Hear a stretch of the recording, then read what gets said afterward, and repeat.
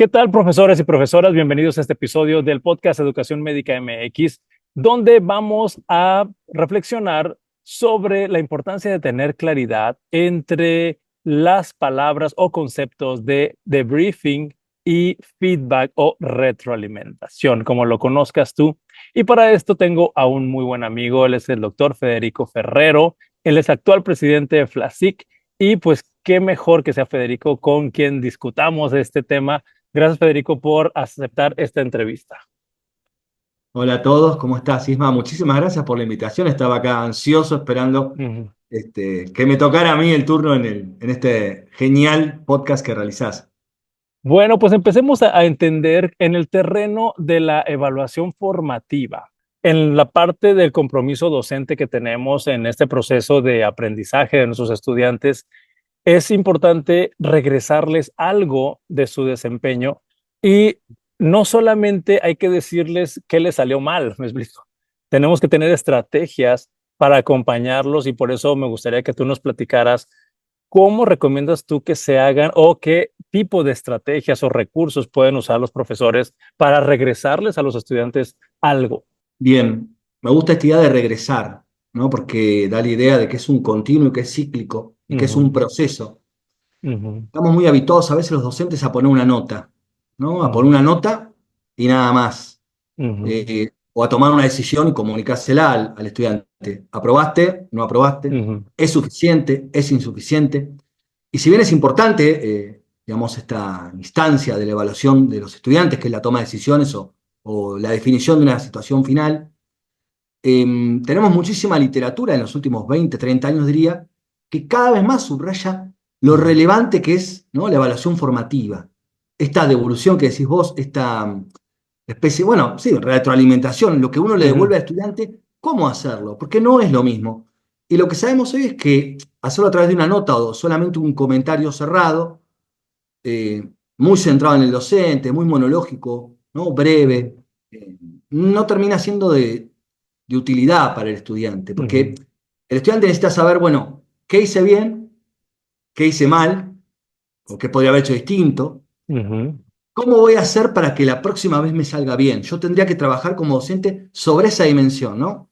Hay ujú. un pedagogo neozelandés muy interesante que precisamente relata esto. Dice, en vez de estar centrado tanto en lo que hiciste mal con el estudiante, yo tengo que poner mi tiempo y mi dedicación en, bueno, a ver, ¿cómo lo vamos a hacer mejor la próxima vez? ¿No? Cambiar de énfasis. Ujú, Eh, Esto supone un cambio cultural. Estamos muy acostumbrados todos a ser muy punitivos, ¿no?, con la ujú, evaluación. Incluso fuera de los ámbitos educativos, por sentido común, siempre le decimos a la gente lo que hizo mal, ¿no? ujú, Estamos desacostumbrados a identificar qué hizo bien.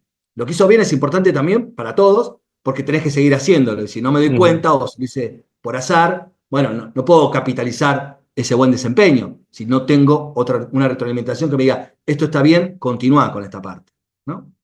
Hay que regresar al alumno también los puntos que hizo correctamente, como lo dijiste, para que el aprendizaje se consolide y se permanezca, ¿no?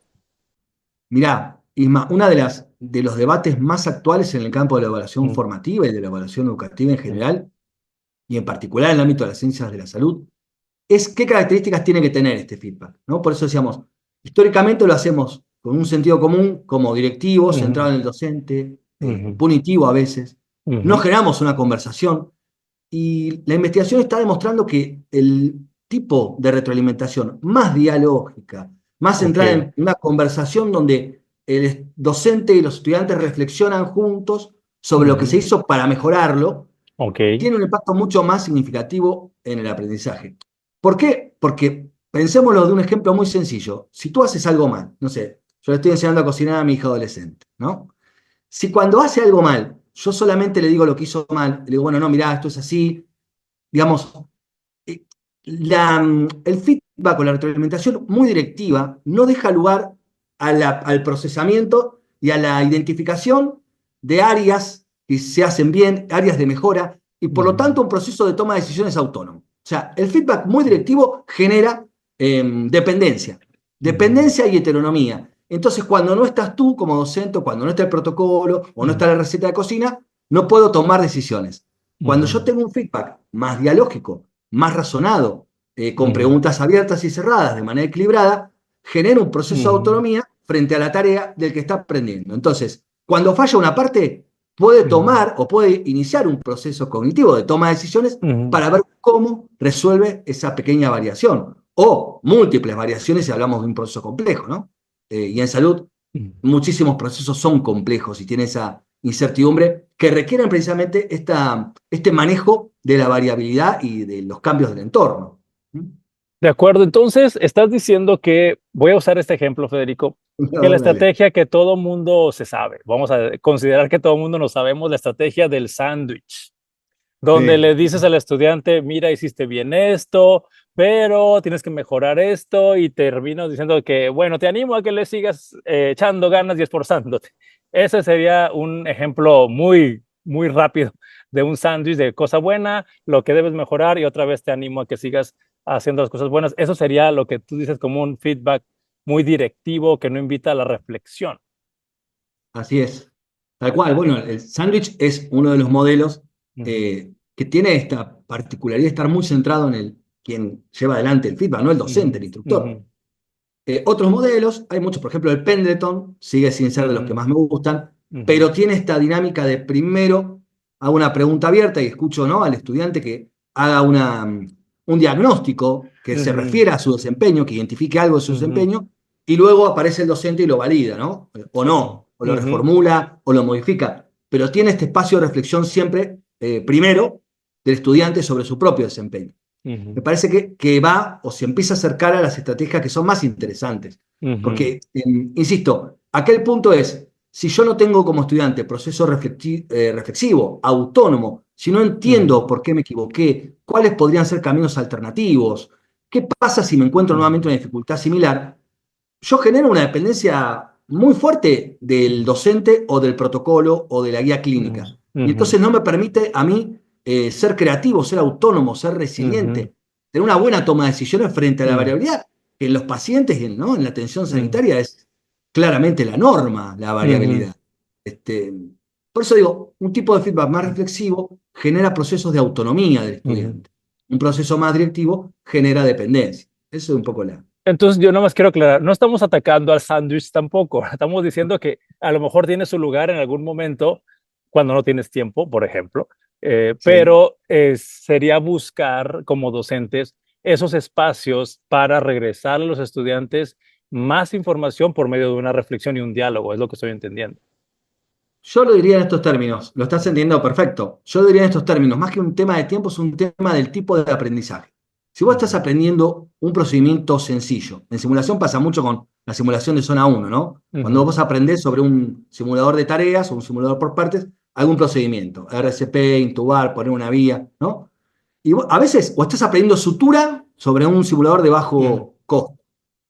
Y cuando vos terminás con un estudiante de que aprendió el nudo de la sutura, vos lo vas a decir, ¿cómo te sentiste? ¿No? ujú, ujú, Bueno, no sé si vale la pena preguntar, no ujú, sé si es importante para el aprendizaje que te ujú, cuente cómo... Digo, es un proceso muy automatizable, ujú, la secuencia de pasos es importante, tiene que automatizarla. ujú, Ahora bien, para eso yo creo que el feedback directivo, el sándwich y todos estos feedbacks que son más centrados en el docente, son útiles. Ahora, hasta ahí. En la medida en que yo empiezo a esa misma tarea, ese mismo desempeño, esa misma habilidad, a ponerla en juego como estudiante en un contexto determinado, es decir, lo contextualizo, ¿sí? ujú, Y entonces tengo la variabilidad ¿no?, del entorno, entonces hay incertidumbre, hay volatilidad, hay cambios, el procedimiento tengo que adaptarlo a circunstancias diferentes, muchas veces ujú. imprevisibles, y ahí tiene que entrar la reflexión. De acuerdo. Cuando entra la variabilidad y la incertidumbre para un procedimiento, ¿no?, en el contexto de aplicación de un procedimiento, tengo que generar procesos reflexivos, porque es esa reflexión la que a mí me permite generar esta autonomía creativa de toma de Ujú, decisiones, de resiliencia y de poder adaptar esa rutina de ujú. trabajo a las modificaciones que me presenta el entorno. No sé si fui claro ahí. Totalmente, Creo que totalmente de pasa más por acuerdo. ahí. Y me gustaría que nos explicaras algunas estrategias que sean fáciles de recordar o que tengan fácil aplicación, porque sé que Entonces, estoy usando la palabra fácil porque estamos hablando de entornos complejos, pero no sé si hubiera algo que tú nos puedas regalar con tu experiencia para que los profesores lo entiendan muy bien y lo puedan implementar. Bien, yo siempre pienso que una de las virtudes que tiene el debriefing es que tiene una estructura, ¿no? Tú tomas un debriefing como el juicio o el plus delta, el que vos quieras, y tiene estructura que a vos te obliga a hacer ciertos pasos, ¿eh? ¿No? Ujú, Y el feedback en general parecía que no. Entonces digo, tener un protocolo, tener un conjunto de estrategias estandarizadas para empezar el proceso ujú, está buenísimo porque nos obliga a salirnos de este sentido común, directivo, punitivo, unidireccional. Por ejemplo, hay dos protocolos muy conocidos, el protocolo SER y el protocolo MIMO. Son, ¿no? Son siglas. El protocolo SER te ayuda a pensar que en una conversación con un estudiante sobre un proceso complejo, ujú, ¿eh? Vos tenés que lograr poner en palabras tres preguntas y que se trabaje sobre esas tres preguntas. ¿Qué seguirías haciendo? ¿No? El estudiante tiene que irse de ahí diciendo, ¿qué tengo que seguir haciendo? De ser, ¿no? Ser, la E es, ¿qué tengo que empezar a hacer que no estaba haciendo? ujú, Y la R, ¿qué tengo que revisar de lo que estaba haciendo?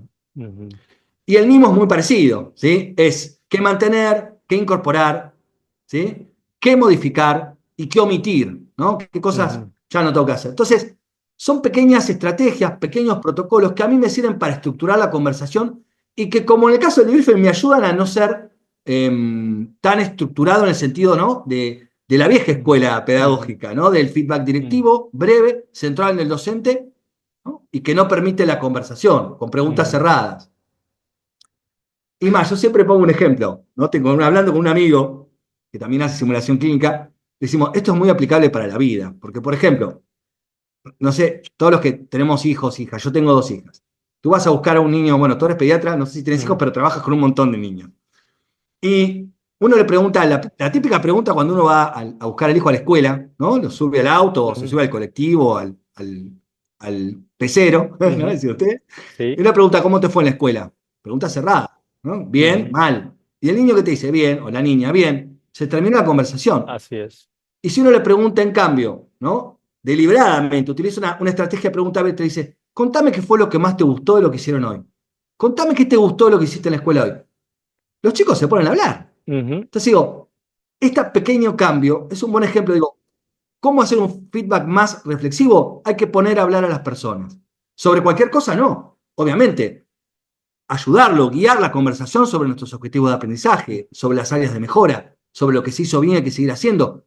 Pero tenemos que poner a hablar a las personas y no hablar tanto nosotros. Creo que eso es una buena, como un buen criterio para tener en cuenta, ¿no? Junto con estas totalmente. pequeñas herramientas que te comentaba. Hay un montón en la Sí. literatura, ¿no? Totalmente de acuerdo y me gustaría dar como un paso hacia atrás, porque me imagino que los docentes, los profesores y profesoras que no han implementado esas estrategias y los alumnos que no las han recibido, pues tienen que tener una curva de aprendizaje. Como hacemos con el debriefing, el docente que empieza Ujú, en simulación y no sabe cómo hacer una evaluación formativa en simulación clínica, se agarra el ujú, esquema del debriefing, ujú. lo tiene acá en la mano y con eso genera una conversación dialógica al final, ¿no? Ok, Bueno, conversaciones dialógicas son eh, redundantes, digo, así genera es. una conversación al Ujú, final y no hace una práctica de evaluación formativa tan centrada en él.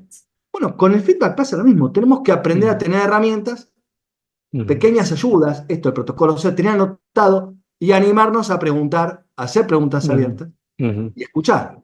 ¿Tú preparas a los estudiantes para ese diálogo? Yo pienso que una de las cuestiones fundamentales que tenemos que resolver en el informe previo o en el momento anterior a la simulación Ujú, es precisamente adelantar el argumento, ¿no? Pues se habla mucho del debriefing, hay que recuperar los objetivos de aprendizaje, hay que volver al ujú, informe previo. En el informe previo también hay que decir, bueno, cuando termine ujú. nosotros vamos a evaluar de esta manera. Vamos a tener una Ok. conversación, la idea es identificar áreas de mejora, oportunidades de Ujú, mejora, ujú, aspectos que hiciste bien también. Digo, adelantar que tiene una dinámica que no es punitiva, que tiene ujú, una dinámica que es interactiva, que nos interesa mm, escucharlos, eh, que no vamos a tomar decisiones de altas consecuencias, que es la idea es ujú, aprender de ujú. esta experiencia. Me parece que eso ayuda mucho porque baja el estrés, ¿no? Definitivamente. Eh, Y prepara a los estudiantes para hablar, porque como tú lo estabas mencionando, si están en planes de estudio tradicionales donde el profesor solamente habla y realimenta con cualquier técnica que decida usar, pues el alumno no está acostumbrado a hablar. Eso es muy importante. Creo muy importante también, ¿sabes qué, Isma? Entender que esto siempre es un proceso, porque muchos de nosotros, cuando empezamos con la simulación clínica, le pedimos a los estudiantes un montón de Ujú, cosas que son un punto de llegada, no son un punto de partida. Entonces, ujú, esto que tú dices, coincido plenamente, pero muchas veces le estamos pidiendo algo que es extraño a la modalidad educativa. Esto lo dijiste vos con ujú, claridad. Ah, bueno, voy al centro de simulación y tengo que hacer un montón de cosas que no estoy acostumbrado. ujú, Verbalizar, reflexionar sobre mi práctica, ¿no? Tomar posturas, debatir, ujú, ujú, ser escuchado, bueno, dejar hablar a los demás, no ser punitivo con mis compañeros, porque eso también ujú, pasa, ¿no? ujú, Entonces, bueno, eso es un proceso de aprendizaje también. Me parece que hay que ser pacientes en el sentido que no podemos esperar generar esa burbuja muchas veces ujú, de práctica educativa alternativa, de vanguardia, ujú. interactiva, ¿sí? Experiencial, eh, y pensar que automáticamente los estudiantes se van a comportar mágicamente bien y que van a asumir ese rol, ese contrato didáctico de manera automática. Bueno, cuesta, hay que trabajarlo. Por eso digo, esto es un punto de llegada, no un punto de partida. Me parece que es poco justo pedirle a los estudiantes o a nosotros mismos también, como docentes, que automáticamente podamos generar este nuevo contrato didáctico mucho más dialógico, ¿no? Lleva un tiempo. Y hablando del tiempo, que yo lo hice referencia hace un momentito, hablando del sándwich, de cuando tienes poco tiempo, mucho se habla que el debriefing implica dedicar tiempo, que inclusive puede ser más amplio el tiempo de debriefing que de la experiencia en simulación, bueno, por mencionar algunas posturas. ¿Tú qué opinas del tiempo? Bien, es una pregunta excelente. Lo que te dice la literatura es que el debriefing siempre tiene que durar por lo menos el doble de lo que dura el escenario inmersivo, ¿verdad? Ujú, Incluso más. Ahora, la pregunta es qué vas a hacer durante todo ese tiempo. Si la conversación de aprendizaje es excelente, yo acompaño eso. De hecho, acortaría el ujú, escenario, porque también sabemos que el escenario, si bien obviamente implica ponerse en ujú, situación y es el aprendizaje experiencial y demás, sabemos que tan o más importante que ese momento es la reflexión posterior. Entonces, si la reflexión es profunda, interesante y se sacan muy buenas conclusiones y uno se lleva aprendizajes profundos y preguntas sobre ujú, todo, me parece que está bien que dure. ujú, Pero si ujú, uno va a estar mucho tiempo para hablar uno como ujú. docente, para explicar lo que habría que haber Sí. hecho, Ujú, y prefiero menos tiempo, pero más dialógico, que ujú. mucho tiempo con pautas más tradicionales para el docente, ¿no? O desde la docencia. Y me imagino también que no habrá que forzarlo, porque creo que algunos escenarios o situaciones en un debriefing pueden llevar menos tiempo y otros más tiempo. Sin embargo, creo que esto también puede ser impredecible, ¿no? Totalmente de acuerdo. Y también es esto Mm, que te decía del proceso de aprendizaje. Hay ujú, estudiantes que están acostumbrados ya a resolver situaciones simuladas, que tienen incorporada la pauta del análisis posterior, es decir, del mm, debriefing o del feedback, y que termina el escenario y están en excelentes condiciones, ¿no? Emocionales para analizar su práctica, no se sienten de ninguna manera vulnerados, ni humillados, ni nada. ujú, Digo, ujú, se sienten confiados, están ujú, en una buena situación para conversar, saben cómo analizarse. De hecho, uno a veces con pequeñas paletas los va guiando, pero hacen autónomamente todo el proceso ujú, de análisis posterior. Entonces, eso también a veces es mucho más rápido, porque el estudiante ya tiene la habilidad, ¿no? Ya aprendió a simular, ujú, a analizar, a hacer práctica reflexiva luego del escenario. Y entonces uno, la verdad que siempre decimos, nos estamos quedando sin trabajo, porque ujú. hacen todo muy bien. Uno simplemente como tiene el rol de validación, ¿no? Siempre de lo que se discute y lo que se pone en palabras. Y creo que termina quedando más que nada con eso, y que la dinámica la llevan prácticamente de manera autónoma muchas veces. Y me imagino que eso que estás describiendo ha de ser el escenario ideal o el sueño de todo profesor simulacionista, ¿no? Tal cual. Pero es un punto de llegada, por eso digo. No es un punto de partida. Me gustaría que tú lanzaras un desafío o una recomendación a los docentes que nos van a estar escuchando en este podcast y en las redes sociales. ¿Qué mensaje les quieres dar? Bien, tomo la posta que me decís, me parece una buena idea. Dos o tres recomendaciones muy chiquitas. Hablemos menos, tengamos una pauta para el feedback, no tengamos miedo a que el estudiante se equivoque. Esas tres cosas. Pues muchísimas gracias, Federico, por el tiempo que nos estás regalando aquí en el podcast de Educación Médica. Y si alguien quisiera contactarte o buscar más información sobre eso que platicamos, ¿qué datos de contacto nos dejas? Ujú, Federico Ferrero 06, pues ya había otro Federico Ferrero, así que ujú, federicoferrero06 @ gmail.com. Si ok. no, fede.ferrero.flasic es mi Instagram. Ujú. Y si no, buscan en la página de flasic.org y ahí me escriben, me pueden contactar. Pues nuevamente, Federico, muchísimas gracias y profesores y profesoras, espero que pasen a la acción muy pronto y transformen la experiencia de los estudiantes que están a su cargo y tengan mejores resultados de aprendizaje muy pronto. Mi nombre es Ismael Piedra y nos vemos en el próximo episodio.